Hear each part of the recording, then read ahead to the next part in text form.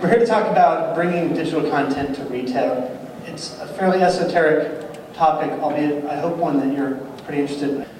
Let's start on a positive note and talk about a retail interactive experience that we like. I think if you know me, you probably wouldn't be surprised by my answer, but I think it's a little bit untraditional. As I think about one of the best experiences that I have from a digital perspective that actually occurs on a daily basis, and that's at Starbucks. I think many times, if someone's presented with this question, they may lurch to a retailer like Apple, who has like a really big experience. But Starbucks, aside from knowing what I like to drink and greeting me by name on a regular basis, they're really immersed in my life. I use their app every day. I use it for commerce. It's part of a loyalty program. And literally, I think probably any brand really relish the opportunity to engage with someone on a daily basis. So when I think of an experience, a retail experience, this isn't something that happened in a store specifically, but what I like about it is when I think about how do we want to engage consumers, the standard I set is something that is strikingly useful. Something that creates the wow, but the wow because that helped me do something. And so the example I reflect upon happened many years ago, and that's important to note because it's a technology that we're talking about increasingly more today. But this was, oh gosh, a long time ago. I was traveling around the Netherlands with a friend of mine, and I was working in Germany at the time, but we were touring around a part of the Netherlands that I hadn't been to before, and we were trying to find a place to have coffee. And he pulled out his phone, and he used an augmented reality overlay on top of his phone where he could look around the town, and on top of it, in the storefronts, he could see which of them were cafes.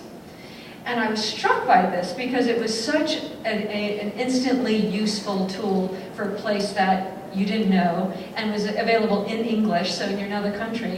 And I thought, wow, this could really change everything. Nowadays, of course, you'd layer on top of that Yelp information or even any input if your friends have been there, so the utility would go that much further. But what I loved about it was right there when I needed it and inherently very personalized. iTunes app within the store that allows you to self-checkout and how seamless that experience is, where you can just, instead of having to find a sales associate and wait in line, it almost feels like you're stealing because you go get a USB cable and you scan and you purchase right there and it goes to your iTunes Connect account and you walk out and you're like, did I really pay for this? And then I think also like a service that I'm really into would be something like Square, and seeing that at farmers markets and smaller coffee shops. I think that's kind of exciting where that could go. So one of the challenges when you're bringing a new technology to a place of retail is you're bringing a discipline and a point of view to people who don't generally think that way every day. So as web designers, content creators, we think about stories, we think about continuing them over time. Our retail sales associates and our store managers aren't thinking about that same thing. And so when you're constructing an experience for a store, typically what happens is there's a lot of great interaction that happens when you're about to bring it to life, and then everybody kind of steps away after it's been launched.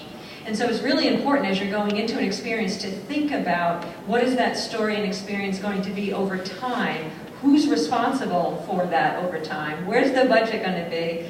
But I think if you have those elements in place, then once something is brought to life initially, there's already a plan in to support it, but then also more importantly, to improve upon it over time.